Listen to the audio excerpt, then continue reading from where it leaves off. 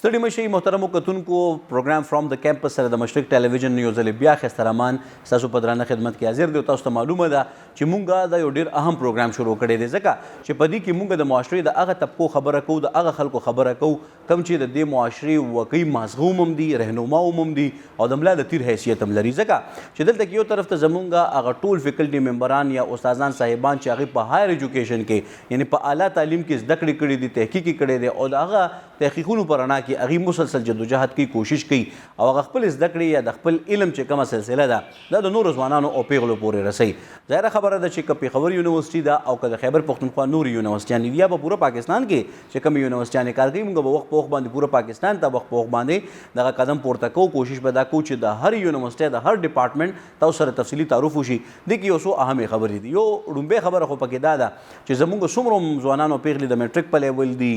یا چې کوم دی دې نه پس په اف ایس سی لیول باندې دي نو هغې ته لږه غوندې رهنمایي میلو شي کریر کاونسلنګ چې څه ته ورته په انګریزي کې وایي چې هغې ته لاره میلو شي چې هغه به کوم ځای ته ځي او خپل ځان دپاره به څه مقاصد ږدي او څنګه به د خپلو معاشي هلو ځلو دپاره ومم او د خپل د ژوند چې کوم مقاصد دي د هغې ترلاسه کولو دپاره به لاره لټوي نو بنیادي طور پکې یو پوینټ خو دا دی بل دا دی چې زموږ عمومي طور باندې کم مزدور طبقه ده کم عام خلک دي زموږ میندې خویندې چې کم غیر تعلیمي یافته دي هغې په کور کې لګیا دي یو ډېره لویه هڅه کوي نو چې هغې د دې نه خبر شي چې هغې که سبا خپل بچي دې دپاره تیاروي نو هغې ته اسانه باندې معلومه شي چې څنګه مونږ د صحت په شعبه کې افرادي قوت تیارو د سیاست په میدان کې معیشت په میدان کې معاشرت په میدان کې د اقتصاد په میدان کې دغه شانتې مونږ وخت په وخت باندې به ټیکنیکل ایجوکیشن باندې هم خبره کوو څنګه چې مونږ وړاندې هم کړې ده نو په دې ټولو امورو باندې څنګه چې مونږ په سابقه پروګرامونو کې خبرې اترې کړي دي چې صحافت څه شی دی دغه شانتې بیا د تعلیم او تعلم یا د درس او تدریس شعبې ته چې کوم استادان راځي د هغې تربیتي سلسله څنګه پیل کیږي نو دا بل دا دی چې په دې پروګرام کې مونږ دا کوشش هم کوو چې دلته کې په خیبر پښتونخوا کې دننه جنکو ته زنانو ته یو ښه سافټ انوایرمنټ میلو شي بهترین ماحول ورته میلو شي او مونږ په دې خبره باندې پوه شو چې بنیادي طور باندې دا ټولې اکیانې دي زمونږ د دې معاشرې او دا معاشره هله مونږ په بهتره او غوره طریقه باندې وړاندې بوتلی شو چې کله مونږ دې ته په بهتره طریقه باندې ښه ماحول ورکو د دې ته د رایې د اظهار ازادي میلوي دي ته د موومنټ ازادي میلوي دي چې کوم دی په بهتره طریقه باندې خپل سوچ او خپل فکر کولی شي او هغه بندیزونه چې وخت په وخت باندې مونږ نفسیاتي دباونه معاشرتي دباونه د خپل ځان نه جوړ کړي دي چې هغه خو نه مونږ ته مذهب ښیي او نه چې کوم دی یو تکړه تندرسته او صحتمند معاشره مونږ ته ښیي نو په دې وجه باندې ضروري ده چې مونږ په دې ټولو امورو نظر هم واچو او د دې طلبو طالباتو دپاره د لوبو په میدان کې هم نصابي سرګرمۍ لکه تقریري مقابلې دغه شانتې د سندرو مقابلې د نعتونو مقابلې دا ټوله سلسله چې کوم دی دې دپاره پیل وي ځکه چې بنیادي طور باندې هر انسان د خپل رای حق لري او هغه تفریحي لحاظ سره څومره په بهتره طریقه باندې مخ په وړاندې تللی شي نو دا هم ورته حاصلوي او د دې مجموعه مونږ ته د ټلویزیون یا د ریډیو په یو پروګرام کې مکاري لکه مشرق ټلویزیون نه تاسو ګورئ چې وخت په وخت باندې مذهبي پروګرامونه علماء کرامو د مفتیان کرامو او د ائمه کرامو په ذریعه باندې مونږ تاسو ته در رسو دغه شانتې علمي پروګرامونه مونږ د مدبرینو په د پروفیسرانو د ډاکټرانو چې کوم پی ایچ ډي ډاکټرز دي د هغې په سلسله کې در رسو د صحت متعلق چې کله مونږ خبره کوو متعلقه عهدیداران یا د هغې چې کوم سټیک هولډرز یا اختیارمند دي هغوی راځي خپله خبره کوي نو دا سلسله هم دغه شانتې مونږ مخ په وړاندې بوځو دلته زما خوشبختي ده چې زه د پېښور یونیورسټۍ په یو داسې انسټیټیوټ کې موجود یم چې کوم کې د هیلث ساینسز خبره کیږي یعنی د صحت متعلق د ساینسز خبره کیږي او په دې کې کوم پروګرامونه دي په دې کې کم طلبه او طالبات چې کوم دي انرول دي په دې کې څه مشکلات دي چیلنجز دي په دې ټولو حوالو باندې به خبره کوو چونکې انسټیټیوټ اف هیلث ساینسز د پېښور یونیورسټۍ یو داسې انسټیټیوټ دی چې دا اوس چې کوم دی اسټابلیش شوی دی او په دې کې ظاهره خبره ده چې وخت په وخت باندې مونږ د دې متعلق مختلف خبرونو کې هم واورېده نو ظاهره خبره ده چې کله ابتدا یو مرغه الوزي نو هغه اول هغه پرې وهي هغه یو زده کړه کولو کوشش کوي هغه هوا سره ځان مینټین کوي او بیا یو ورځ راشي چې هغه شهباز وي شاهین وي او هغه یو اوږد تاریخ لري څنګه چې مونږ د مختلفو ډپارټمنټونو متعلق خبره کړې ده پای کې مونږ ته بیا وخت په وخت باندې ډېر تکړه مدبرین هغه خلک بیا مخې ته راځي چې هغه بیا لګي د نورو تربیت کوي نو خوشبختي د زما ما سره فیکلټي ممبرز موجود دي د انسټیټیوټ اف هیلث ساینسز پېښور یونیورسټۍ دوی سره به خبره اترې کوو زما په لومبي پینل کې څلور پینلیسټ ما سره ملګري دي او یقینا چې هغې سره به په تفصیل سره خبرې اترې کوو لومبي پینلیست طرف ته زبر ډیر محترم مونږ سره موجود دي اغي سره به د اغي په جبا د اغي په आवाज د اغي په خله باندې اغي مکمل تعارف ورو چې دین وړاندې د اغي سره پروفایل دی پس سکه پی ایچ ډی کړي دی یا تحقیق کړي دی یا څومره د اغي خپل کوالیفیکیشن دی موجوده وخت کې په دې انسټیټیوټ کې کم خدمات تر سره کوي په دې باندې به خبره اترې کوو نو لومبي پینلیست طرف ته راځم سره ډیره مهرباني ستاسو د خپل اهم او قیمتي وخت راکولو تاسو سره خپل مکمل تعارف زمونږه پیژنګلو چې کوم دی اوریدونکو کتونکو سره وکړي ډیره مننه حیث الرحمن صاحب ستاسو ډیره شکریا چې تاسو راغلی پېښور یونیورسيټي ته او زمونږ د انسټیټیوټ په حواله سره دا خبره څرګنده کوي چې عوامو ته پته ولګي چې انسټیټیوټ اف هیلث ساينسز څه دی او دا کوم سرویسز ورکوي کمیونټي ته زما نوم ډاکټر ثناء الله خان دی او زه د انسټیټیوټ اف هیلث ساينسز ډایریکټر یم د نمخ کې زما چې کوم پروفایل دی هغه ټول کار زما د هیومن وایرس سره دی او ما هپاټایټس سی وایرس باندې ریسرچ کړی دی او زما چې کوم سټوډنټس دي د ایم فیل او د پی ایچ ډی ټول کار چې کوم دی د هیومن ریلیټډ وایرسز لکه ایپسټین بار وایرس دی هغه کینسر کې څه رول دی یا د هپاټایټس سی وایرس چې کوم د بیماریان دي د هغه کې د دې څه رول دی نو زما پروفایل د هیومن وایرس سره ریلیټډ دی زبردست جی سر او دلته کې تاسو ډایریکټر په حیث باندې خدمات تر سره کوي د انسټیټیوټ اف هیلث ساينسز کې سر کم پروګرامونه دي او هغه پروګرامونه په څومره دورانیه باندې مشتمل دي او د هغې د کولو نه پس بلکې زه دا وایم چې په ترتیب باندې ولاړ شو ځکه چې ډېر سوالونه نه راجمع کوو څومره پروګرامونه تاسو افر کوئ په انسټیټیوټ اف هیلث ساينسز پېښور یونیورسيټي کې سر انسټیټیوټ اف هیلث ساينسز زمونږ 7 پروګرامز دي چې هغه پېښور یونیورسيټي افر کوي او دا موږ لګیایو چې ایکسټینډ کوو نورم پکې زیاتو خو انیشلی زمونږ دلته 7 پروګرامز دي چې هغه پاک ریډیالوجي ده کارډیالوجي ده ایم ایل ټي ده او دا ټول 7 وړه پروګرام چې کوم دي د بی ایس پروګرامز دي نو د نه پس موږ د ایم ایس پروګرام شروع کولې پروګرامز دي چې بی ایس نه پس چې کوم هایر ډیګري ده ایم ایس ځکه چې په سوسایټي کې د ډیره کمی ده جی د هیلث ساينسز پروګرام چې کوم دي دا اوس نوی شروع شوی دي نو د هایر ډیګریانو د لپاره هم ریکوایرمنت دی او ان شاء الله پېښور یونیورسيټي په دې کې لیډ اخلي موږ بدلته ایم ایس پروګرام هم ان شاء الله شروع کوو زبردست او سر چې کوم پروګرام تاسو بیان ک نو د متعلق د دورانیه د دې څومره وخت کېږي د لپاره کوالیفیکیشن یا چې کوم میرټ دی یا معیار دی ورته څه دی جی دا څومره پروګرامز دي د دې لپاره د اډمیشن کرایټیریا چې کوم د ایم اف اس سی دا چې چا 12 کاله ساينس کې هغه کړی وي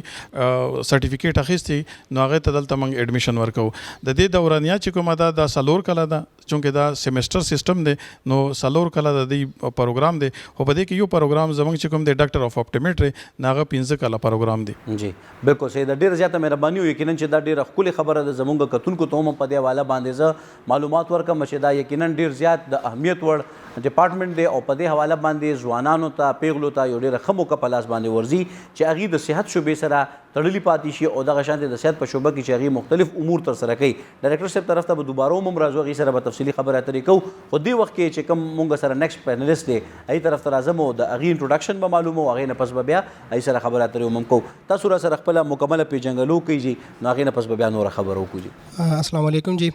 زما نوم طارق الله دی او ما خپل بیچلر چې کوم څلور کاله ډیګري د هغه په میډیکل لیبارټري ټیکنالوژي کې کړې د خیبر میډیکل یونیورسيټي نه هغې نه پس ما خپل ماسټر کړی دی په میډیکل لیب ساينسز کې د ریپا انټرنیشنل یونیورسيټي اسلام آباد نه او تیر یو کال نه په انسټیټیوټ اف هیلث اینڈ ساينس یونیورسيټي اف پېښور کې ایز ا لیکچرر زه دلته کار کوم زبردست ډیره مهرباني سر دا راته ووایي چې په دې پروګرامونو کې چې دا کم ډایرکټر صاحب بیان کړه نو په دې کې کم داسې ټیکنیکلیټیز دي یا کم داسې مهارتونه دي چې هغه سټوډنټان راځي او په کم پروګرام کې څه مهارت هغې ایزیلی ترلاسه کوي جی الایډ هیلث ساينسز چې کوم دي نو هغه څنګه سر خبره وکړه نیولی اسټابلیش دي او هیلث چې کله موږ خبره کوو هیلث سره ریلیټډ نو هغې سره چې کوم یو پروګرام دی نو د هغې خپل اهمیت دی لکه زه که سټارټ واخلم د ایم ایل ټي نه چې کوم زما سپیشلیټي ده نو هغه ډایګنوسټیک لیول دی مطلب تشخیص دی جی نو چې کله هم یو بیماری راځي یا داسې څه قسم څه حالات وي یو اب نارمل سچویشن وي نو د هغې د ټولو ناول تشخیص کیږي نو تشخیص چې هغه کیږي نو ډاکټر هغه د ټولو ناول چې کوم دی نو هغه ډایګنوسټیک لیول ته ځي نو اوس ډایګنوسټیک لیول به هغه خامخا هغه به لیبارټري سایډ ته ځي هلته به هغه ټسټونه کوي دغه شان زموږ سره چې کوم موږ یو پروګرام اپر کوو میډیکل ایمیجنګ ټیکنالوژي ده چې کوم ایم آی ټي ورته وایي یا ریډیالوجي، نو هغې کې مونږ چې څومره هم سی ټي سکینز دي، الټراساونډ دي، MRIs وغیره دي، او دغه شان مونږ سره ایمرجنسي ډپارټمنټ د ایمرجنسي چې کوم میډیسن دي هغه دي کې وي. دغه شان ډاکټر اف اپټومیټري آی ریلیټډ چې څومره ایشوز دي، څومره کلینیکل سایډ وي، نو هغه دی کې مونږ سره کیږي. دې نه علاوه چې کوم دی نو ډینټل ټیکنالوجي هغې ټولو خلکو ته پته ده چې د هغې څومره اهمیت دی، او ورسره انستیزیا ده چې کوم د اپریشن په دوران کې زموږ سره چې کوم انستیزیا ورکړل کېږي. نو دا ټول ډپارټمنټ د هر یو چې کوم دی نو دا مطلب هر یو دا بیک بونز دي، دا چې کوم اوورال مونږ د کلینیکل یا د میډیسن خبره کوو یا د بیماری خبره کوو، نو د هر یو پکې خپل یو سپیسیفک رول دی او ډېر امپورټنټ رول دی. جی بالکل صحیح ده. دلته کې به دا خبره لږه واضحه کړو چې عمومي طور باندې به مخکې خلکو FSU کا نو KMC ته بتله، KMU ته بتله، نو دغه سلسله به په خیبر میډیکل یونیورسټي او خیبر میډیکل کالج کې، نو دا چې کوم 15 کاله کورس وي نو دا هم د هغه ډاکټر برابر وي. د دې کې فرق څه دی او پېښور یونیورسټي ته ولې دا ضرورت پېښ شو چې د انسټیټیوټ کولو کې او پای کې دا د هیلث ساینسز سلسله پیل کړي؟ سر جي تاسو ډېر ښایسته خبره، ډېر ښایسته پوینټ هم راونیولو. مخکې به داسې و چې خلکو به دا سوچ و چې فار ایگزامپل که FSC او کس وکړله نو هغه به یا انجینرینګ سایډ ته ځي یا به میډیکل سایډ ته، بس MBBS سایډ ته، او هغې کې دومره سیټونه به ونه چې مطلب ټول خلک هغې کې انرول شي. ایگزیکټلی د میرټ بم سر مسله وه او د پیسو بم مسله وه. پیسو مسله وه. نو هغې نه پس چې کوم دا الایډ هیلث ساینسز دي نو په دې کې تقریبا دا 4 کاله ډیګري یا 15 کاله ډیګریانې چې راغلي نو هغې سره دا ټول سیزونه ډېر اپورچونیټیز راغلل. یو به داسې کېدل مخکې چې مطلب هغې به 2 کاله ډپلوما به هغه اوس هم چلیږي، فیکلټي سایډ نه به هغه پر کېدل، هغې به 2 کاله ډپلوما به وه او هغې کې به دي چې کوم دی نو مختلف پروګرامز اپر کول. خو چې انکې 4 کاله شو نو دا ایکسټینډ هم شو، دې کې چې کوم دی نو هغې سره اکیډمیک سایډ ته سبجیکټ هم سیوا شو، دغه شان چې کوم کلینیکل پریکټس دی نو هغه هم دې سره نور هم ایډوانس شو، نور هم نو کلینیکل سایډ ته دې سره ډېر زیات هغه چې کوم دی نو هغه خواله راغی د دې پروګرام سره. جی صحیح. د دې نه چې کوم فارغ التحصیل طلبه او طالبات دي نو هغه په عملی میدان کې د ډاکټر سره یې که د ډاکټر هم پله وي، په دې حواله باندې هم لږه خبره وشي. د دې چې کوم ګریجویټ سټوډنټس وي نو هغوی د ډاکټر سره لکه اوس فار ایگزامپل خپل سپیسیفک فیلډس کې هغه کار کوي، لکه ډاکټر سره به هغوی ایز اسسټنټ کار کوي، یا چې کوم دی فار ایگزامپل لیبارټري ټیکنالوجسټ دي نو هغه که د دې 4 کاله ډیګرۍ نه پس فارغېږي نو هغه لیب ټیکنالوجسټ هغه ته ویل کېږي. نو هغه لیب کې ډایګنوسټک لیول باندې کار کوي، دغه شان امیجنګ ټیکنالوجي والا هلته کار کوي. ډینټل چې کوم دي نو هغه ایز اسسټنټ ډینټل هایجینسټ وغیره مختلف سیزونو باندې کار کوي، چې کوم ډاکټرز وي د هغوی سره دوی په بیک بون باندې کار کوي او د هغوی سپورټ کوي. جی سر ډېره مهرباني ستاسو د وخت راکولو، تاسو را سره خپله لومبۍ پوره پیژنګل وکړئ. السلام علیکم، ستاسو ډېره مهرباني. وعلیکم السلام. زموږ انسټیټیوټ ته مو وزټ وکړو. زما نوم محمد اسرائیل دی او زه په پېښور یونیورسټۍ کې د 2011 نه ایز لیکچرر جاب کوم. زما چې کوم کوالیفیکیشن دی هغه د انفیکشس ډیزیز سره دی. ما په ماسټر لیول باندې په ټاکسوپلازما ګونډای یو بیماری ده په باندې مې کار کړی دی، چېرې د هغه په هیومن باندې څه امپیکټ دی او هغه د انسانانو ته چې دی د کمو ځناورو نه یا د برډز نه چې دی لګي، په کورونو کې کوم موږ مویشیان ساتو د هغه نه لګي، او بیا ډېر کمپلیکیشنز چې دی په هیومن کې کوم ماشومان چې راځي را پیدا کېږي د هغې کې بیا کمپلیکیشنز چې دی جوړوي. او ام فل مې چې دی په فایټو کیمیکلز کې کړی دی، د هغه تعلق دې سره دی چې هیومن باډي کې کم ټاکسنز پیدا کېږي، وخت په وخت باندې چې دی زمونږ سسټم چې دی ویک کېږي، نو داسې فایټو کیمیکلز شته، داسې ایکسټریکټس شته چې هغه موږ استعمالو نو زمونږ وجود ته چې دی لکه هغه فایده ورکوي. اوس مې PhD چې دی په کیوټینیس لیشمینایسس باندې روانه ده، کوم چې په انسان په سکن باندې چې دی یو پروټوزون پیراسایډ دی او هغه د یو ماشي د وجې سینډ فلای ته ویلی کېږي، د هغه د وجې سپریډ کېږي او اوس ډېر زیات عام دی، خاص کر افغانستان سره چې کوم علاقې ټچ دي نو پای کې دغه بیماري ډېره زیات ده او موږ پرې روان یو، کار پې کوو او د هغې مختلف ډایرکشن یې ګورو. جي یقینا چې دا ماشاءالله ستاسو کوالیفیکیشن او ستاسو چې کوم ریسرچ دی هغه انساني ژوند او انساني بدن سره تړلی دی، یقینا چې دا ډېره زیاته ضروري هم ده. سرداره ته ووایي چې دلته کې خو ظاهره خبره ده چې د مختلفو علاقو نه طلبه او طالبات راځي، نو د هغې چې کم ځای نه سبق ویلی وي یا د هغې کم ذهني معیار وي یا د کور نه کم تربیت وي، ظاهره خبره ده چې هر څوک د خپل جدا جدا ذهن سره د خپل جدا جدا افکارو سره راځي. نو په ډپارټمنټ کې دننه چیلنج وي چې لکه هغې ته په بهتره طریقه باندې دا ټول علمي سلسله ورته پیل کړی شي، لکه داسې چیلنج چې ستاسو ته په نظر باندې راځي چې علاقایي اثرات هم په طلبه او طالباتو باندې وي لږ ډېر؟ زه خو دلته دا یو کال زما وشو چې زه دلته را ټرانسفر شوی یم، د نه مخکې زه په انسټیټیوټ اف زولوجیکل ساینسز کې ما خپل جاب کاوه. جی نو دلته چې زه رالم سټوډنټ افیرز چې دی لکه زه اوس ډیل کوم او هغه سټوډنټ کاونسلینګ کوم، دوی له مختلف پروګرامونه ارینج کوو او کوم چې د دوی د کلچر سره زموږ د کلچر سره یا زموږ اسلامي روایت چې کوم دي د هغې سره ریلیټډ دي. نو دلته داسې نه ده چې صرف او صرف موږ دوی ته چې د میډیکل ایجوکیشن ورکوو یا دوی ته چې لکه کوم عام تعلیم دی هغه میلاویږي، بلکې د سره سره موږ د دوی ګرومینګ هم کوو، دوی په اخلاقیاتو باندې هم کار کوو. بل دا دی چې په برداشت باندې ټالرنس، ځکه چې تعلیم سره ټالرنس ډېر ضروري دی. نو کله چې د سټوډنټ سره زموږ انټریکشن کیږي نو زموږ کوشش دا چې د سټوډنټ موږ ټریننګ داسې وکړو چې دوی یو بل اوري، یو بل برداشت کوي، د یو بل نیچر چې دی ابزرو کوي، علاقایي ډفرنسز کیدای شي، په الفاظو کې ډفرنس کیدای شي، نو چې د یو بل سره دوی انټریکشن ډېر پازیټیو وي، یو بل وپېژني، یو بل دپاره چې دی ټالرنس پکې راشي. نو په دې باندې چې دی لکه موږ ټایم ټو ټایم کار کوو او د میډیکل ایجوکیشن سره سره چې دوی په دغه ډایرکشن باندې موږ تربیت کوو او لګیا یو په دغه باندې کار کوو. د طلبو او طالباتو دپاره ظاهره خبره ده چې په انسټیټیوټ کې دننه یو ښه ماحول موجود دی. پېښور یونیورسټي هسې هم یو ښه پیژنګلي لري. نو زمونږ چې څومره هم دلته کې طلبه او طالبات دي نو څومره شرح ده سر د جنکو د هلکانو هیلث ساینسز طرف ته د والدینو څه اوپینین دی په دې حواله باندې؟ ضروري نه چې تاسو ایګزیکټ فګر ووایي، جرنلي زه خبره کوم چې څومره جنکۍ به دلته کې سبق وایي، څومره هلکان، لکه مطلب دا دی چې زیات شمېر د چا دی او څه به تاسو ګڼئ چې دا شوبه د یو جنډر دپاره سپیسیفیکلی ښه ده او که نه اوورال د هر جنډر په دې کې استفاده ترې کولی شي؟ یاره جي تاسو که ما سره دا لیسټ هم را سره دی او دا چې موږ سره دلته د میل او فیمیل ریشو تقریبا چې یو شان ده 791 سټوډنټ موږ سره چې دی دا میل سټوډنټس دي او 617 چې دی موږ سره فیمیل سټوډنټ دي او ډېره بیلنس ریشو ده. او موږ کوشش هم دا کوو چې دلته کې دا جنډر بیلنس موږ وساتو. بل دا چې دوی انټریکشن موږ بار بار دوی ته وایو چې تاسو د یو بل سره پازیټیو انټریکشن ساتئ، ځکه چې زمونږ که تاسو د هیلث پروفیشن ته وګورئ نو په دې کې تا د میل پیشنټ سره هم چې د انټریکشن راځي، فیمیل پیشنټ سره هم ستا انټریکشن راځي. نو دوی په دې عقل هم چې دی لکه مونږ ګایډ کوو چې تاسو خپل ټریننګ دلته داسې وکړئ چې بیا تاسو ته په هاسپټل کې د ټریننګ په دوران کې نه څه داسې هیزیټیشن فیل کیږي، ځکه چې مونږ ډېر ځل کتلي دي چې کله په انډیویجول ایجوکیشن کې مونږ پاتې شو او هغه کوئی ایجوکیشن نه وي، میل فیمیل انټریکشن نه وي، نو که میل وي هغه ته هم هیزیټیشن فیل کیږي او که فیمیل وي هغه ته هم هیزیټیشن فیل کیږي. نو دلته مونږ ډېر یو بیلنس انوایرمنټ ساتلی دی او ډېر ښه انوایرمنټ دی. میل فیمیل چې دی ډېر پازیټیو انټریکشن کوي او دلته چې دی لکه دوی ډېر کوآپریشن د یو بل سره کوي. موږ یې ګایډ کوم ټایم ټو ټایم او دوی هم ډېر پازیټیو چې دی لکه روان دي او لرننګ کوي. سر ډېره مهرباني، ډېر ښکلې خبرې روانې دي. دا لږ راته ووایي چې بنیادي طور باندې دلته کې په انسټیټیوټ کې دننه د ټیکنالوجي چې کوم اهمیت دی هغه څومره حده پورې دی او څومره ورسره تاسو د هماهنګ کېدو کوشش کوئ؟ ظاهره خبره چې سل په سله خو نه کېږي، خو څه حده پورې خو کوشش پکار وي چې هغه ټیکنالوجي اډاپټ کړی شي، د هغې په ذریعه باندې طلبه او طالباتو ته جدید ټیکنالوجي په ذریعه اسانۍ پیدا کړی شي او څومره اهمیت لري ستاسو په دې شعبه کې؟ یاره جي زه به نن سبا دا ووایم چې نن سبا خو آرټیفیشل انټیلیجنس راغلی دی او قصه چې دی لکه د کمپیوټر د لیول نه ډېره بره تللې ده. مونږ هم کوشش کوو چې خپل سټوډنټ ته چې دی په سکرین باندې د لرننګ انوایرمنټ ورکړو، کمپیوټر په ترو باندې، ملټي میډیا په ترو باندې، او دې سره سره چې دی مونږ د هغه وایټ بورډ هم دا دی نه اګنور کوو، ځکه چې ډېر ځل داسې چې سټوډنټات په هغه سکرین باندې عادت شي خو بیا لکه مطالعه شوه یا دغه شو هغه پیجز راغستل بیا هغې ته ډېر ګران شي. نو مونږ چې د دواړه ښه بیلنس ساتو او دې نه علاوه چې د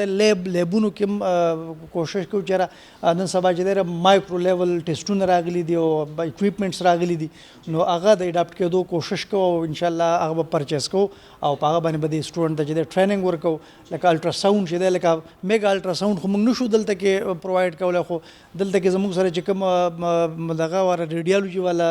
ټیچرز دي د هغې د سایډه موږ ته دا سجیشن راغلی دی چې اوس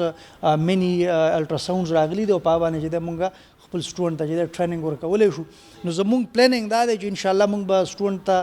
چې کوم ماډرن اکویپمنټس دي او په هغه باندې به ټریننګ ورکوو او د هغه چې دی ایکسپوجر به موږ د سټوډنټ ته ورکوو. نو دغه زموږ په پلانینګ کې دی انشاءالله. بالکل صحیح، ډېره مهرباني ستاسو سر. نیکسټ پینلسټ طرف ته به مونږ ځو، خو دلته کې زه لږ دا واضح هم کوم چې بنیادي طور باندې په خیبر پښتونخوا کې دننه د علمي شعبې دپاره څنګه چې مونږ سابقه پروګرامونو کې د پیوټه کتلي او دلته کې مونږ هغه مسلو ته ځکه نه راځو چې بنیادي طور باندې اوس مقصد دا دی چې تاسو سره معرفي کو هیلث ساینسز. نو مونږ دا کتلي هم دي چې ظاهره خبره د خیبر پښتونخوا حکومت بیا د وفاقي حکومت دا ډغه چې کله 18 یعنی ترمیم وشو نو هغې نه پس یونیورسټو دپاره د صوبایي ایچ ای سی قیام هم مخې ته نه دی راغلی نو یقینا چې دا هغه کړمې دي یا هغه چیلنجونه دي چې هغه په زمونږ د هغه حکمرانانو په لیول باندې دي چې کوم مونږ په خپل ووټ باندې منتخب کوو چې مونږ له په صوبایي اسمبلی کې قانون سازي کوي او هغه قانون سازي تر مخه بیا په یونیورسټو باندې قوانین جوړیږي او هغې دپاره هغې خپل تګلاره یا مخې ته چې کوم دی خپل روډ میپ جوړوي نو که په دې کې د سټاف د هایرنګ مشکلات وي یا که نور نو پای باندې مونږ ځان له پروګرامونه کوو عموم او زه دا وایم چې دومره کړمې دي چې هغه زمونږ د استادانو د طالب علمانو د سهولتونو مخې ته انخلي خو ظاهره خبره ده چې یونیورسټي وي هم دی دپاره د یونیورسټۍ بنیادي مقصد هم دا دی چې چیلنجز به راځي مسلې به راځي او د هغې د حل دپاره به بهترې لارې چارې لټولی شي سر تاسو را سره خپل مکمل تعارف وکړئ نو هغې نه پس به بیا نورې خبرې اترې کړو نیکسټ پینلیسټ زمونږ پلیز السلام علیکم ډېره زیاته مننه ښایسته رحمان صاحب اول خو ستاسو چې تاسو راغلی موږ له مو ټایم راکړو زما نوم ماهی شاه دی او زه انسټیټیوټ اف هیلث ساینسز کې انګلیش لیکچرر یم او د تیرو شپږو اوو کالو نه پېښور یونیورسټي ته خپل سروسز ورکوم او پېښور یونیورسټي او انسټیټیوټ اف هیلث ساینسز باره کې چې څومره تقریبا امپورټنټ خبرې بیا خو وشوې او ډایرکټر صاحب هم خپل نظر پیش کو او اسرائیل صاحب هم خبره وکړه طارق صاحب هم خبره وکړه زه په حیثیت انګلیش لیکچرر دلته کار کوم خو د دې سره سره زموږ په څنګه چې اسرائیل صاحب تاسو سره خبره وکړه چې مونږ دلته د سټوډنټس هغه فلسافیکل یا سایکولوژیکل کاونسلینګ هم کو نو هغه زما په ډومین کې هم راځي مونږ صرف دلته دوی ته اکیډمیک سیزونه نه ټیچ کو د اکیډمیک سره سره مونږ د دوی په منټل هیلث باندې هم کار کوو او د دوی په پرسنالټي ګرومینګ باندې هم کار کوو لکه زما سپیشالټي چې کومه ده هغه انګلیش لټریچر ده او ام فیل هم زما په انګلیش لټریچر کې زما سپیشالټي انګلیش لټریچر باندې ریسرچ شوی دی نو فلسفي سره زما ډېر تړون وي ورسره سایکالوجي سره نو وخت نا وخت دغه چې کوم فلسافیکل تھیریز دي سایکولوژیکل تھیریز دي د هغې کوم ټراما دی یا د هغې کوم بیا ډیفینسز دي په څه طریقې باندې به ته خپل پرسنالټي ګروم کې څنګه به ته د ډفرنټ هغه ټریجک سچویشنز نه ځان راوباسې نو څه نه څه د هغې لینک دغه میډیکل فیلډ سره هم دی خو ورسره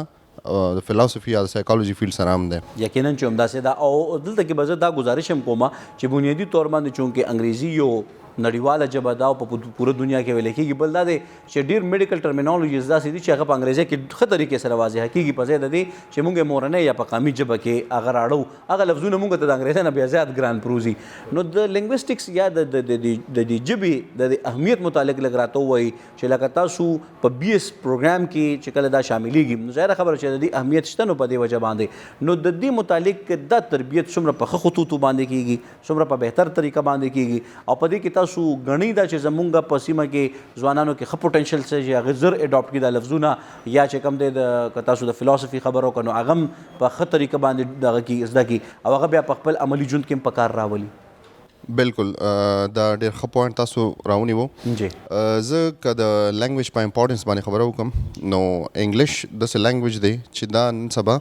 په هر فیلډ کې ډېر خپل امپورټنس لري لکه تاسو په 20 لیول باندې چې څومره سبجیکټس وګورئ په هغې کې به انګلیش خامخا وي نو هغې کې مین مقصد هم دغه وي چې دوی د خپل چې کوم میجر سبجیکټ دی هغې سره په دغه از ا ماینر سبجیکټ دوی ووایي خو ووایي ځکه چې بیا چې کله دوی خپل دا ډیګري والي یا ایون دا په پروسس کې وي د دې ریپرزنټیشن هم کولی مخکې نو دوی به سبا ځان څنګه ریپرزینټ کوي او د خپل چې کوم دوی لرنینګ کړی دی دا به څنګه ریپرزینټ کوي دې کې د انګلیش لینګویج ډېر امپورټنس دی بل په لرنینګ کې هم د دې امپورټنس دی ځکه چې ځینې څیزونه داسې دي فار ایگزامپل که موږ مثال والو د بار ملکونو د میډیکل فیلډ چې څومره ټیکنالوجیز د هغوی خمونه ډېر ایډوانس دي نو مونږ که د یوټیوب د لارې یا که د بل کوم ویب سایټ د لارې لرنینګ کول غواړو هغوی سره چې کوم دی پراپر لیبز هم زموږ نه بیټر دي چې کوم اکوپمنټس دي هغه هم زموږ نه بیټر دي کم اکوپمنټ کم لیب د کم پروسس دپاره ښه استعمال کېدلی شي یا ایون لیکچرز هم دي که د میډیکل فیلډز باره کې دي که نارمل د جنرل لایف باره کې دي نو هغه به په انګلیش کې هلته هغوی چې کوم دی موږ ته پرووایډ کړي وي بالکل صحیح نو که دلته زموږ سټوډنټس دغه لنګویسټک ګرومینګ شوي چې دوی په انګلیش چې کوم دی لسننګ پاور هم د دوی ښه وي سپیکینګ پاور هم د دوی ښه وي نو بیا به هغې سره اټومیټیکلی د دوی انډرسټینډینګ هم ښه وي نو دوی کا هغه سیزونو لکه مونږ ورته خپل طرف نه چې کوم دی دلته هم پرووایډ کوو دا هر څه کې ورسره هیلپ کوو جی خو که دوی ځان لا هغه سیلف سټډي هم کول غواړي نو بیا دغه لینګویج چې کوم دی د امپورټنس هلته کې هم ډېر چې کوم دی په هغه باندې راځي. جی او زما سوال هم دا و چې آیا زمونږ په دې سیمه کې چې کوم ځوانانو پیغلي دي نو پای کې دومره سپیس یا دومره پوټنشل شته چې هغوی ایزیلی اډاپټ کوي که نه تاسو څنګه محسوسوئ که نه چیلنج درته راځي په دې حواله باندې ځکه چې که هر څومره زمونږ نه انګریزي ژبه جدا ژبه ده خو د پښتنو ریسرچز پکې شته دي او پښتانه پکې ډېر مخکې تللي دي. دغه سټوډنټس چې کوم نوي راشي دوی ته خو لږ چیلنجینګ وي ځکه چې انګریزي سره دوی دومره خاص تړون وي نه بلد وي نه جی نو اکثر پکې بیا د فرست او سیکنډ سیمسټر واځي دوی ته پرابلمز وي ځکه چې دلته کې مونږ صرف د دوی په ریټن لینګویج باندې کار نه کوو جی ریټن سکیلز باندې کار نه کوو بلکې د سپوکن سکیلز باندې هم کار کوو. اکثر چې زه پریزنټیشنز د دوی کانډکټ کوم نو زما انسټرکشن هم دغه وي چې تاسو مینیمم به 5 منټس پورې پریزنټیشن کوئ خو په انګلیش کې به کوئ نو هغې نه دوی ته بیا لږ مسلې هم جوړېږي ځکه چې د دوی هغه بیک ګراؤنډ داسې نچرنګې نه وي شوې نو خبره اترې به زمونږ روانې وي خو یو دماغ لو نو هغې نه پس به په دې حواله خبره کوو چې تاسو په دې انسټیټیوټ کې استفاده څنګه کولی شئ او څومره پیسې ټکې او څه طریقه کار به تاسو ته پکار وي. دماغ لو هغې نه پس واپس راځو مونږ سره اوسئ.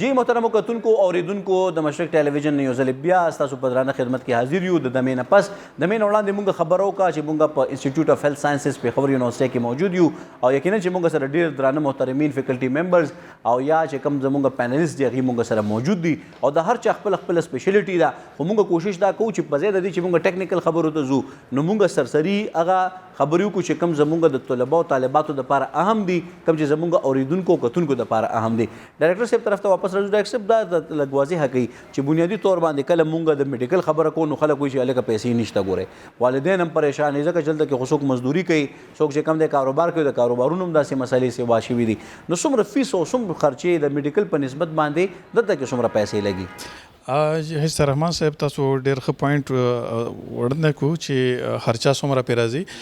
دې نه مخکې زه یو څیز لږ کلیر کړم جی سر چې هاسپیټل سیټ اپ که موږ چېرته وګورو نو د هاسپیټل کې ډاکټر فارماسیسټ او نرس درې پیلرز دي او د سپورټ کولو دپاره ټول د الایډ هیلث ساینسز چې کوم پروفیشنلز دي د سپورټ کوي نو ډیفینیټلی دوی باندې به خامخا خرچه راځي څنګه په ډاکټر باندې جوړېدلو باندې راځي یا بی ډي ایس ډاکټر جوړېدلو باندې راځي. زموږ چې دلته پېښور یونیورسټي سیمسټر فی چې کوم دی اوس موجوده موږ 70,000 روپۍ دی صحیح او د څلور کالو پروګرام تقریبا د 15 لکه روپۍ راځي صحیح او موږ کوشش شروع کړی دی ګورنمنټ سره د په باره کې خبرې اترې روانې دي چې د فی موږ کم کو او د ماشومانو ته سبسیډایز ریټ باندې د تعلیم چې کوم دی دا ورکړو. صحیح مطلب دا دی چې په دې کې د فیکلټي ممبرز د طرف نه او د یونیورسټۍ د انتظامی طرف نه دا کوششونه هم رواني چې دا کم د فیس والا شره ده نو په دې کې کمی راشي حکومت په دې والا باندې سبسډي ورکړي چې دا شانتې د سټوډنټانو فیس چې کم دی کم شي. خو بهرحال 15 لکه روپۍ زما په خیال په دې حواله باندې د یو مزدور دپاره خو زیاتې دي خو بل طرف ته که هغه په خپل بچي باندې د تعلیم په حواله باندې انویسټمنټ کوي نو دا ایسم نه دي ځکه چې دا یو ډېر اهم کار دی چې مونږ د خپل بچو شخصي تربیت هم کوو او ورسره هغوی ته یو مهارت هم د طب په شعبه کې میلاویږي. ډایرکټر صاحب په دې حواله لږ راته واضحه کوي چې دلته کې زمونږ کم دا سلسله شروع شوې ده نو ظاهره خبره چې څه اهداف هم ټاکلی شوي نو تاریخ کې لکه ظاهره خبره چې ډېر مختصر تاریخ دی نو په دې کې څومره تاسو تر اوسه پورې یو بیچ فارغ شوی دی که نه دی شوی او مستقبل لپاره تاسو څه لایحه عمل مرتب کړی دی؟ جی زمونږ خو اوس د پروګرام 2024 نه شروعات اخیستې دي. زمونږ 2 بیچه روان دي یو فرست سیمسټر سټوډنټ دی بیچ سیکنډ والا او بل تھرډ سیمسټر کې دي نو فلحال زمونږ لا بیچ فارغ شوی نه دی او کوشش دا دی چې دوی ته موږ ښه فیسیلیټیز دلته پرووایډ کړو چې د معاشره کې یا په د سوسایټي کې زمونږ د سټوډنټان چې کومي چې دا لږ لیډ والی. بالکل صحیح ده. ډېره زیاته مهرباني ډایرکټر صاحب. نیکسټ پینلیسټ طرف ته به زه ځم او یقینا چې په دې حواله باندې به خبرې کوو چې د مارکیټ افرادي قوت مونږه مارکیټ ته پکاري ځکه چې په هسپتالونو کې په پرایویټ لیبارټریانو کې پرایویټ کلینیکونو کې مونږ ته دا افرادي قوت پکاري نو چې کله دې دلته کې دا زده کړې کوي نو آیا عملي میدان سره عموم انسټیټیوټ سره ربط ساتي په دې حواله باندې به نیکسټ پینلست سره خبرې کوو دا لږ راته واضح کوي سر چې ظاهره خبره چې دلته کې خو تاسو ماشاءالله د دې په ساینسي خطوطو باندې تربیت کوئ شخصي عمل هم ډېر ښه روان دی خو چې کله دوی دا کار زده کوي یا د تیوري زده کوي نو دا تیوریټیکل پریکټسز بیا عمل ته راوستو دپاره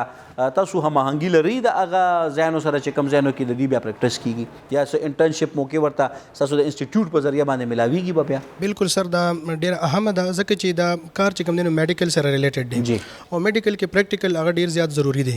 نو یو خو د دې انټرنشپس وي باقاعده د دې هاسپټل روټیشنز وي او دا پکار هم وي چې دوی دا څلور کاله ډیګري کوي نو د هغې سره سره دوی پریکټیکل چې کوم سیزونه دي کوم فیلډ سره دوی ریلیټډ وي نو د هغې دوی ته پوره هم آهنګي وي او دوی ته پریکټیکل کار هغه هم زده وي نو دې حوالې سره یو خو بیسک چې کله د دوی فرست یا سیکنډ سیمسټر وي یا فرست ایئر کې نو د دوی بیسکس پریکټیکلز وي نو هغه دوی ته ودن د یو بلډینګ یا یونیورسټي کې دننه هغه موږ پرووایډ کوو په لیبس کې دې نه علاوه چې کله دوی بیا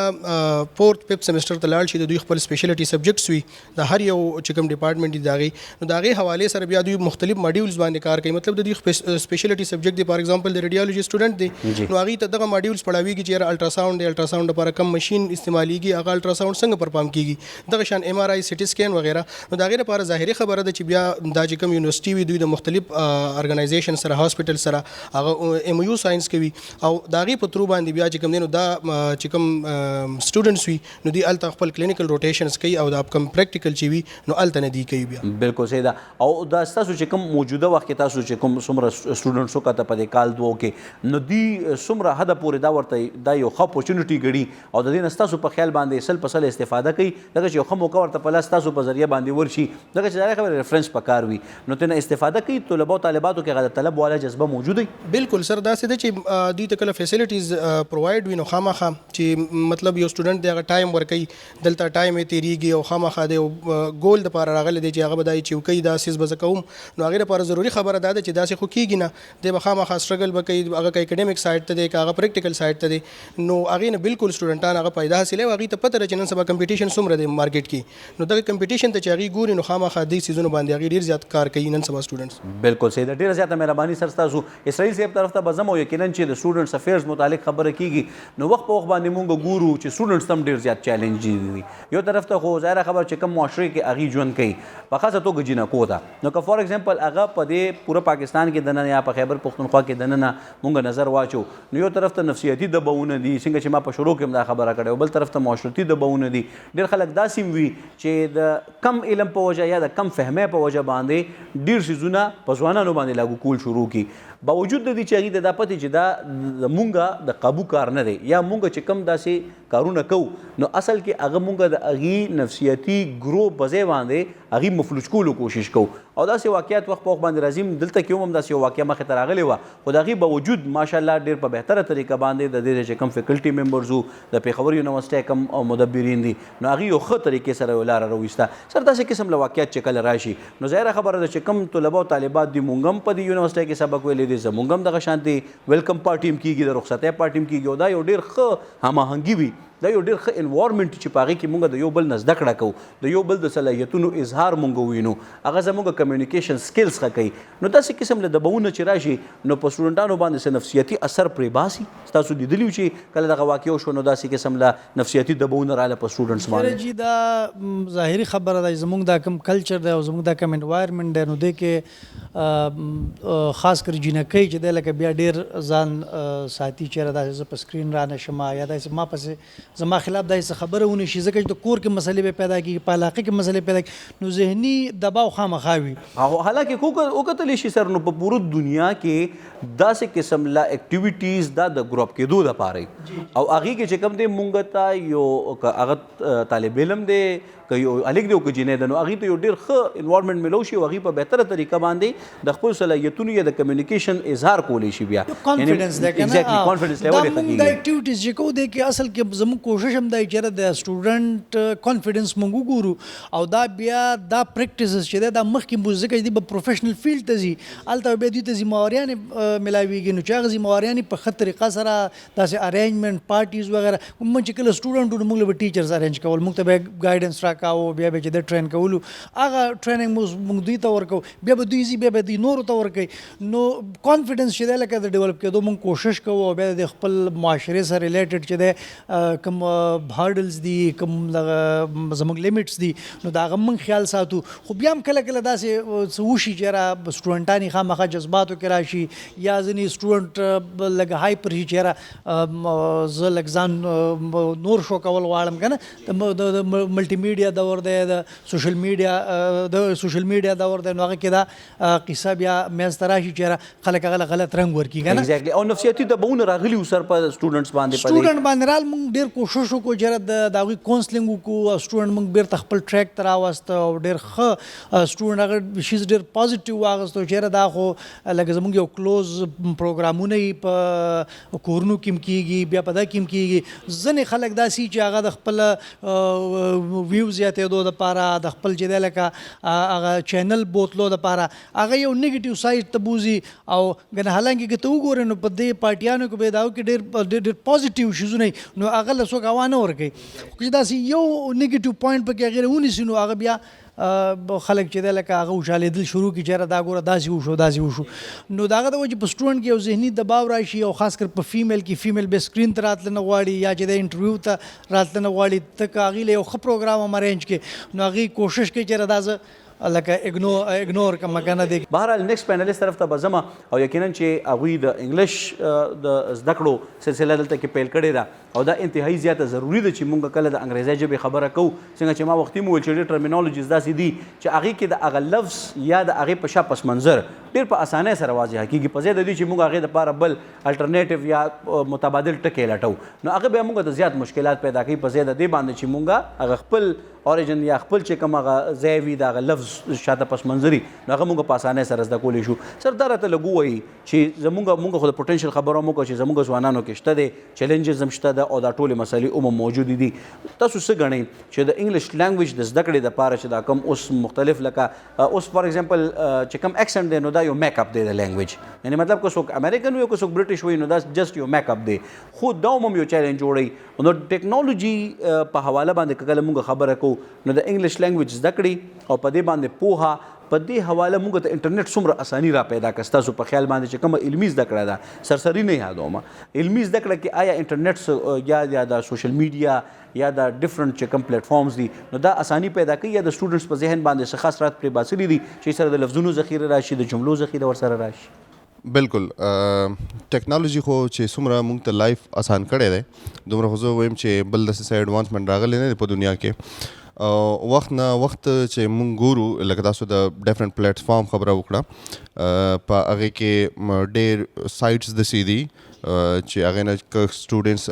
لینګویج باره کې څه زده کول غواړي ګرامر زده کول غواړي لکه ګرامرلی.com دی موږ سره په هغې باندې هم دوی کار کولی شي هلته د یو سنټنس لیکي که دوی غلط هم ولیکي نو هغه به ورته کریکټ کوي چې ستا د سنټنس چې کوم دی د دې سټرکچر داسې پکار دی د دې نه علاوه موږ سره چیټ جی پی ټي هر چاته معلوم دی ډېر ایډوانس ورژن دی صرف چیټ جی پی ټي نه دی د دې نه علاوه چې کوم دی د ریسرچز دپاره هم بلا ویب سایټس موجود دي خلک پې ریسرچ کوي هم او خو هغې مطلب دا نه دی چې لکه ټوټل ریسرچ به ته په هغې باندې کې هغې نه به زده کړه کې سر دا خو علمي اړخ شو که نه چې لکه مونږ او تاسو ډېره مهرباني چې تاسو دغه اړخ هم واضحه کو چې بنیادي طور باندې د جملو ساخت د لفظونو ساخت په دې حواله باندې خبر وشي زما مطلب دا دی چې عمومي طور باندې مونږ کم ریلز ګورو یا مونږ ډفرنټ ځایونو کې د دنیا مختلفو ملکونو خلک ګورو چې هغې خپل ولاګز اپلوډ کړي وي یا هغې خپله خبره کوي نو آیا تاسو دا ګڼي چې کله مونږ دا چې کوم ته مونږ سکرولینګ وایو نو ظاهره خبره چې دې خو ځان د نشي عادي کول نه دي پکار چې مونږ دومره زیات پکې ډیپ لاړ شو چې مونږ ته بیا د وختونو د تقسیمولو تقاضا معلومه نه چې مونږ څه ټایم کې څه خوراک وکړو خوب وکړو لکه چې ډېر خلک داسې وي او دا یو نیګیټیو امپیکټ دی هم چې بیا مونږ خوب هم نه راځي او ناوخته پورې سکرولینګ کوو خو تاسو دا ګڼي چې د سکرولینګ د ټیک ټاک انسټاګرام او په دې باندې مونږ د څه کم څیزونه ګورو نو دا هم زمونږ په لفظونو کې ذخیره جمع کوي لګیا دی او جملو ساخت هم مونږ ته ښیي لکه تاسو منئ دا چې دا یو خاص اثر پرې باسي په حیث د یو ټیچر بالکل ریپرزنټیشن چې کم دی یا چې کم سپلای ده سپلای چې کیږي کنه هغه د ډیماند په بیس باندې کیږي. زبردست نو ټولې چې خبره کله مو وکړه. مونږ یو سیز سکرول کوو یو سیز ګورو او د ټیک ټاک یا د انسټاګرام یا د فیسبوک چې هر یو پلیټ فارم دی دغه هغه الګوریتم داسې سیټ دی جی چې کله ته کم ټایپ کانټینټ زیات ګورې نو ستا مخې ته اکه سیز راځي. ما نه څو ورځې مخکې هم یو سټوډنټ تپوس وکړو جی ما ته وایي سر تاسو ټیک ټاک یوز کوئ ما یو یوز کوم وایي ستاسو په هغه کې څه راځي سکرولینګ کې څه راځي ما زما په سکرولینګ خو یا د فلسفي ټاپکس راځي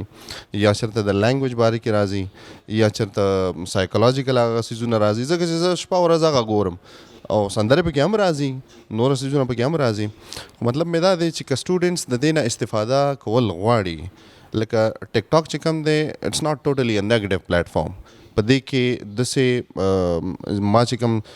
خپل اکاونټ نه کوم اکاونټس فالو کړي دي نو هغه زیاتر په لینګویج باندې دي. د ټول پینلست ډېر زیات مشکور یم سره ډېره زیاته مهرباني د انسټیټیوټ اف هیلث ساینسز د پیښور یونیورسټۍ چې تاسو خپل اهم او قیمتي وخت مونږ له راکو. ګرانو کتونکو اوس بزو طلباو طالباتو طرف ته د هغې چې کوم فکري ویژن دی هغې چونکې دلته فیس ورکوي عام سټیک هولډر دي د هغې والدین مزدوري کوي او هغې د خپلو والدینو د خو احساساتو او د خو اهدافو د خو مقاصدو ترلاسه کولو دپاره راځي خپله توانایي هم خرج کوي خپلې پیسې هم خرج کوي خپل اهم او قیمتي وخت هم ورکوي. نو د ټولو نه اهم سټیک هولډر سټوډنټس طرف ته بزو چې د هغې افکار څه دي او هغې په دې حواله باندې څه سوچ لري او هغې ځان دپاره کم مقاصد ټاکلي دي او هغه مقاصد چې کله ترلاسه کړي نو ثمرات به ورته څومره د ښه پیسو د ښه ګاډي او د ښه لګژریز په صورت کې مخې ته راځي. دم اخلو هغې نه پس واپس راځو موږ سره اوسئ.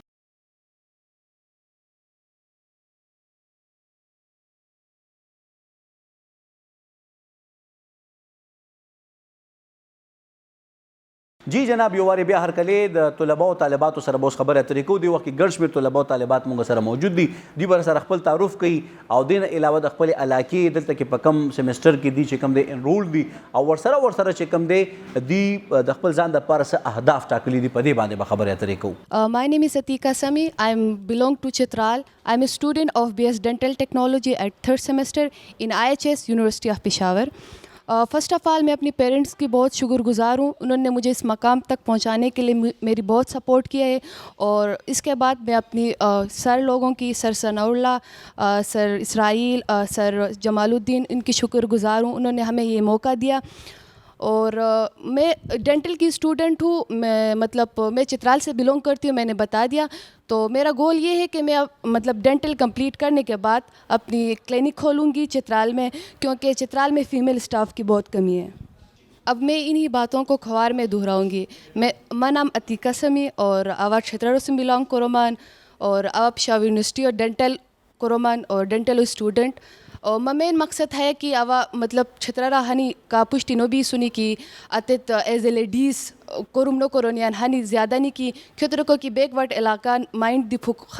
غلط غونی بیان کہ جرگی نے آگے بھی نو بغانی کو ایجوکیشن ہے حاصل مو کرانی. تو اوا ہے پچن ڈینٹل سلیکٹ کو ریسم کی اوا ایز اے ڈینٹسٹ چھترارا کروم اور دو نمو روشن کروم مہ مقصد شہر. السلام علیکم. My name is Nematullah Arif and I am belong from Charsada, Peshawar. And I am a student of BS Dental Technology at third semester in IHS University of Peshawar. سب سے پہلے میں اپنے پیرنٹس کا بہت شکر گزار ہوں اور بہت زیادہ میں اعزاز رکھتا ہوں کہ انہوں نے مجھے اتنی عظیم یونیورسٹی میں ایڈمیشن کرایا ہے. کیونکہ اس یونیورسٹی کا ایک قدیمی نام ہے, یہ ایک کافی وقت سے چلتی ہوئی آ رہی ہے. اس یونیورسٹی میں ایک ایڈمیشن لینا ہمارے لیے کافی اعزاز کی بات ہے اور پھر خاص کر کے ڈینٹسٹری فیلڈ میں ایڈمیشن لینا یہ بھی ہمارے لیے کافی اعزاز کی بات ہے. تو سب سے پہلے میں اپنے سر ثناء اللہ سر اسرائیل اور باقی فیکلٹی ممبرز جتنے ہمارے ہیں ان سب کا میں کافی شکر گزار ہوں کہ انہوں نے ہمیں ایک ایسا مقام دیا ہے, ایسا موقع دیا ہے کہ آج ہم یہاں پہ نیوز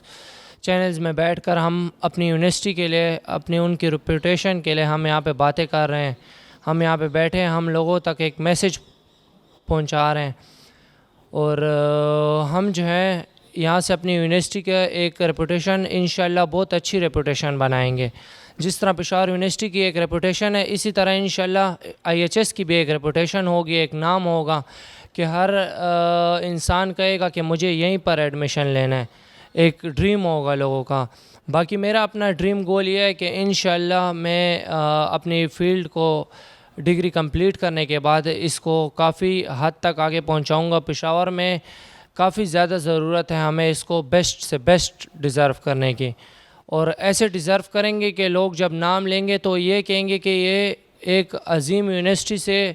اسٹڈی کی ہوئی ہے انہوں نے, ظاہر سی بات ہے, تو یہ آج یہاں پر بیٹھے ہوئے ہیں. اور اس عظیم یونیورسٹی کا نام جب آئے گا تو وہ ظاہر سی بات ہے IHS اور یونیورسٹی آف پشاور آئے گا. تو انشاءاللہ اس یونیورسٹی کی ریپوٹیشن ہم اس کو کافی آگے تک لے کے جائیں گے, اور ہماری امید ہے کہ اس یونیورسٹی کا ایک واقعی ایک نام بنے گا, اور ہماری امید ہے کہ ہمیں ایک بیسٹ سے بیسٹ ہاسپٹلز میں ہماری روٹیشنز ہوں گی, ہماری ٹریننگز ہوں گی, اور جتنا ہم بیسٹ ڈیزرو کر سکیں گے اتنا بیسٹ ډیزرو کریں گے هم. ډیره مننه تاسو چې مله موقع راکړه د خبرو کو دلته, او زه دلته IHS کې ناست یم. زما نوم چې کوم دی جي سحر شاه دی, او زه بیسیکلي صوابی یم, او هلته لسو کلونو کې په پېښور کې اوسېږم. خپل تعلیم ما اسلامي کالج نه میټریک کړی دی, زه بلر ګورنمنټ کالج نه مې چې کوم دی FSC کړی ده, او اوس زه چې کوم دی خپل BS ریډیالوجي کوم, د 3rd سیمسټر سټوډنټ یم, او IHS کې چې کوم دلته لګیا یم, او زه ډېر شکرګزار یم او ډېر خوشحاله یم چې زم فیلډ زما خپل ډریم و, زما ریډیالوجي خوښه وه, هغه چې کوم دی IHS چې کوم دی ما ته راکړی دی, او یې سپورټ کیم او زه کوم. او زه خپل ټیچرانو سر ثناء الله, سر اسرائیل, معیشه, سر جمال الدین سر ډېر شکرګزار یم چې کم زموږ فیلډز دي, کم دغه دي ریکوایرډ سپورټس دي هغې هم ته راکړي, زموږ لیبس دي, ټیچنګ فیسلټي ده, او فیکلټي ممبرز دي, ټول چې کوم دی ښه زبردست دي, ښه برابر دي, او هر څه چې کوم دی هم ته سیټ دي, او زموږ چې کوم کلاسز دي هر څه په ټایم کې ښه ښکلي دي, ښه برابر دي. او څنګه زموږ بس زه به صرف دا یو خبر دونه وکړم چې څنګه سلام الله سره زموږ ووایي چې فیسونو خبره ده, نه هغه لږ سیوا دي, مطلب 70,000 د یو سټوډنټ لپاره ډېر زیات دي. زه خپله چې کوم دی خپل تعلیم د پاکستان بیت المال نه کوم, ایمال اسکالرشپ راکړي, زه به ګورنمنټ ته ووایم چې هم ته فوکس وکړي, د فیسونو هم ته لږ کم کړي, او سبا له څنګه د پېښور یونیورسټۍ یو نوم دی, زه هم د دې ځای نه زه وځم او خلک وایي چې بالکل د پېښور یونیورسټۍ سټوډنټ دی, د انسټیټیوټ اف هیلث ساینس سټوډنټ دی, او مطلب ښه تکړه سټوډنټ دی. هغه شان زموږ چې کوم دی ګرومینګ وشي, او موږ ښکلې چې کوم دی ډګري والو او ګریجویټ شو ځای نه. السلام علیکم, زما نوم محمد ایاز دی, او زه بیسیکلی چې کوم دی باډا ډسټرکټ خیبر نه بلونګ کوم, او ما چې کوم FSC د هغه فضایي ډګري کالج پېښور نه شوی ده. دې نه علاوه چې کوم دی نو ما ریډیولوجي فیلډ کې ما ایډمیشن کړی دی انسټیټیوټ آف هیلث ساینسز یونیورسټي آف پېښور. د دې یونیورسټي کې ما ایډمیشن کولو مقصد دا و چې دلته زه خپل چې کوم ریډیولوجي فیلډ دی هغه کې خپل سکلز زده کړم, چې کوم د ریډیولوجي کوم ټیکنیکس دي, MRI شو, CT سکین شو, الټراساؤنډ شو, دې کې چې کوم خپل مهارت حاصل کړم. او مخکې بیا چې کوم دی چې کله مونږ ګریجویټ شو, نو یو داسې ګریجویټ و چې کوم مونږ خپل معاشرې ته خپل چې کوم ویلیج دی هغه خلکو ته مونږ خپل چې کوم سکلز مونږ زده کړي دي هغه بیا مونږ پرووایډ کړو, هلته خپل خدمات سره انجام کړو. نو مونږ همدغه ګول دی چې مونږ یو سوسایټي کې یو بهترین ګریجویټ وو, خپل یو ملک چې کوم دی ښه ریپرزینټ کړو. او دې نه علاوه چې کوم د کلینیکل سایډز دي پېښور کې, دې کې ښه ګریجویټ ضرورت دی ریډیولوجي. نو زه ډېر شکرګزار یم د انسټیټیوټ آف هیلث ساینس یونیورسټي آف پېښور چې دې دلته موقع راکړه. دلته ښه ښکلي لیبس دي, ښه ښکلي کلاسز کنډکټ کېږي, ټیچر فیکلټي هم ډېره ښه ده. نو انشاءالله دې کې یو امپورټنټ پوینټ زه ایډ کول غواړم چې کوم یونیورسټي آف پېښور لږ مالي کرایسس کې روان وه, نو ځکه چې هغه د وجه زموږ چې کوم هیلث ساینس 7 BS پروګرامز دلته شروع دي انسټیټیوټ آف هیلث ساینس IHS کې, د 70,000 سیمسټر فی دی چې کوم یو میډل کلاس فیملی دپاره لږ زیات دی. نو ما ګورنمنټ نه همدا درخواست کوي چې دا فیس کې لږ سبسډایز کړي او دا لږ کم کړي, ځکه چې لکه موږ پرایویټ انسټیټیوټ بغیر وګورو هغې هم د فیس لکه دې سره میچ کوي. نو حالانکه دا خو یو ګورنمنټ یونیورسټي ده, نو زما همدا ریکویسټ دی ګورنمنټ نه چې دې کې لږ کمی وکړي, چې کوم میډل کلاس فیملی نه بلونګ کوي هغه خلکو لپاره لږ ریلیف ملاو شي. السلام علیکم, میرا نام سیف اللہ خان ہے, اور میں MLT کا اسٹوڈنٹ ہوں, اور میں چارسدہ سے بلونگ کرتا ہوں. چارسدہ میرا گاؤں ہے, اور وہ میرا بیسیکلی اپنا گاؤں ہے, اور میں اس پشاور میں رہتا ہوں, اور میں IHS کا اسٹوڈنٹ ہوں. اور IHS کے اسٹوڈنٹ میں نے جتنے لوگ دیکھے ماشاءاللہ بہت اچھے, مطلب اچھے انوائرمنٹ ہے اور اچھے لوگ ہیں. اور اس کے ساتھ ساتھ میرا مطلب اپنا کاروبار بھی ہے, اور ساتھ ساتھ اپنا BS بھی کروں 3rd سیمسٹر کا. اور MLT میرا اچھا فیلڈ ہے, یہ میں نے اپنا یہ خود پسند کیے, میں نے اس لیے پسند کیا اگر میں یہ کر سکتا ہوں تو مطلب آگے اگر میں یہاں سے فارغ ہو جاؤں تو میں اپنی لیبارٹری کول بھی کر سکوں. सकता हूँ. So first of all, my name is Ihsanullah and I am basically belonging from the Hangu district, Hangu, and but I am still residing in Academy Town, Peshawar. So میرا جو اگر میں اپنی جرنی کی بات کروں تو میں نے یہاں پہ جو ایڈمیشن لیا ہے وہ اپنی فادر اور اپنی انٹرسٹ کے بیس پر لیا ہے, کیونکہ میری فادر کا جو فیلڈ ہے وہ بھی MLT ہے اور وہ KTH میں جاب کر رہے ہیں, تو میں نے اسی بیس پر یہاں پہ ایڈمیشن لیا ہوا ہے جو ہماری MLT میں ہے. تو MLT میں میرا لینے کا مقصد یہ تھا کہ MLT جو ہماری یہ فیلڈ ہے یہ انڈیپینڈنٹ فیلڈ ہے, ٹھیک ہے. یہ کسی مطلب ہم ڈاکٹر پہ ڈیپینڈنٹ نہیں ہے بلکہ ڈاکٹر ہم پہ ڈیپینڈنٹ ہے. اس کی مثال یہ ہے کہ ڈاکٹر ہم پر اس طرح ڈیپینڈنٹ ہے کہ اگر ڈاکٹر کسی پیشنٹ کی ٹریٹمنٹ کرے گا تو وہ اس سے پہلے اگر اس کی ڈائگنوسس نہیں ہوئی ہے تو وہ اس کی پہلے ڈائگنوز کرے گا. ڈائگنوسس کے لیے وہ ہمارے پاس لیب میں آئے گا, ٹھیک ہے. اگر وہ ڈائگنوز نہیں کرے گا, ڈائگنوشن اس کی نہیں ہوگی کسی پیشنٹ کی, تو وہ آگے ٹریٹمنٹ نہیں کر پائے گا. تو اسی ڈائگنوشن کی مقصد کے لیے وہ جو ڈاکٹر ہوگا پیشنٹ کو ہمارے پاس لیب میں بھیجے گا. ہماری جو لیب کے ساتھ ریلیٹڈ جتنے بھی مطلب لوگ ہوتے ہیں جس نے MLT کی ہوئی ہے, جس نے جو بھی فیلڈ میں MLT میں جو کام کیا ہوا, BS کیا ہوگا, MS کیا ہوگا, MPhil کیا ہوگا, PhD اسکالر ہوگا, تو ان کو لیب سائنٹسٹ بھی کہتے ہیں. زکا خبر حکم دا زما دا IHS جرنی بارہ کی نو زما IHS کی چونکہ زمونگ فرسٹ بیچ ہوں زمونگ انیشیٹو شوی ہو زمونگ 2024 کی زمونگ چکم دا IHS سٹارٹ شے ہو نو ظاہرہ خبر دا چکم زمونگ کا ہر یو چیز ہر ڈپارٹمنٹ دا ہر یو ادارے چکل انیشیٹو کی نو خامخا چیلنجز پکې راځي انسان ته هغه چې کوم فیکلټیز دي هغې دپاره هم چیلنجز پکې راځي نو دا چیلنجز پکې مونږ هم راغلي دي بټ الحمدلله مور دین 80% چې کوم د هغه چیلنجز مونږ وډرا کړي دي مونږ هغې نه مخکې تللي یو اور انشاءالله امید ساتو چې کوم زمونږ 20% ریمیننګ چیلنجز دي هغه زمونږ فیکلټي مونږ سره مرسته وکړي نو هغې به انشاءالله مونږ ډېر زر هغې نه مخکې لاړ شو. او زه دا خبره هم پکې اډ کول غواړم چې لکه څنګه زمونږ سټوډنټس خبرې وکړي زمونږ HOD خبرې وکړي دا فائنینشیل کرائسس باره کې زه خبرې کول غواړم چونکې زمونږ فیس چې کوم دی هغه لږ زیات دی 70,000 که زه ځان خبرو کوم زما والد صاحب افورډ کولی شي داسې به سټوډنټس وي چې هغې به یې نه شي افورډ کولی نو زمونږ چې کوم وفاق دی او زمونږ چې کوم صوبایي ګورنمنټ دی هغې ته زمونږ دا خواست دی چې دا چې کوم زمونږ فیس دی دې کې لږ سبسډیز مونږ ته فراهم کړي او زمونږ فیس لږ راکم کړي چې هر څومره پورې کېدو کوشش دې وکړي چې زمونږ له زیات کړي که زیات نه شي کولی نو دومره دې وکړي چې هر څوک یې افورډ کولی شي. ما ځکه دا BS ایمرجنسي کلینیکل میډیسن خوستې دي چې مې چې علاقه ډېر زیات کمای دی دا شان دی د میډیکل چې کوم سټوډنټ دی یا میډیکل کوم پروفیشنل دی د ډېر زیات کمای دی د وجه مې دا سلیکټ کړی دی مې دا هوړي چې مې په خپل وطن شه د خپل حال کې خدمت وکړي نو د دې پر مې روحلي پېښور یونیورسيټي ته مې انسټیټیوټ اف هیلث ساينس سټوډنټونی او بل دا خبره چې مې سټوډنټونه او ټیچرونه دا خبره وکړه دلته چې کته سه وخت ست دلته انسټیټیوټ اف هیلث ساينس پیسینا ډېر زیات دي چې کته سه وخت 70 80 دا یوسف خان شیپټ کوي او نو مې دا ریکویسټ وی ګورنمنت سایډ نه چې تاسو د پېښور یونیورسيټي یا دلته چې څومره سرکاري انسټیټیوټ دي یا یونیورسيټي دي هغې ته تاسو فوکس پې وکړئ هغې پیسې نه ډېر زیات های دي هغه تاسو یې کام کوي ځکه چې دلته هم یو غریب سټوډنټ ته ډېرې موقع پشه میلاو شي. جی جناب تاسو کته چې طلبه او طالباتو خپل ویوز مونږ سره شریک کوو یقینا چې ډېر په بهتره طریقه باندې مونږ سره ډایورس چې کوم د دې خیبر پښتونخوا مختلف طلبه او طالبات دي خپل احساسات او جذبات او خپل تعارف مونږ سره وکړو او زما یقین دی چې انشاءالله څنګه د پېښور یونیورسيټي نور ډپارټمنټس یو تاریخ لري ښه شخصیت ښه مدبرین تیار کړي دي همدغه شانتې د دې موجوده دور چې کومه تقاضا ده چې پای کې موږ ته د صحت په شعبه کې تکړه ماهرین پکار دي نو د انسټیټیوټ اف هیلث ساينسز پېښور یونیورسيټي دا طالب علمان دا طالبات به انشاءالله په اهمو عهدو باندې ناست دي او انساني خدمت به خپل شعار ګڼي او دغه شانتې به مخ په وړاندې رواني. همدې سره د پروګرام وخت سرته رسي انشاءالله راتلونکي پروګرام کې به د یو بل ډپارټمنټ تعارف تاسو سره کوو هغه فیکلټي ممبرز او سټوډنټ سره به خبرې اترې کوو. د کیمرامین آصف علي قادري سره ښایسته رحمان تاسو نه اجازت غواړي د الله په امان په مخامخ خوار مشئ.